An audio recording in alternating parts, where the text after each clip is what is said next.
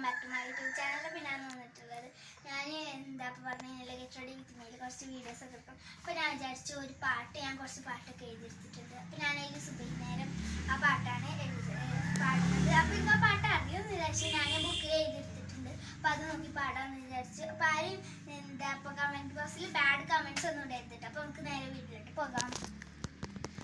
സുബൈനേരം വീശും കാറ്റിൽ സുഗന്ധമായവൾ തഴുകും എന്നെ സുബർഗത്തോളം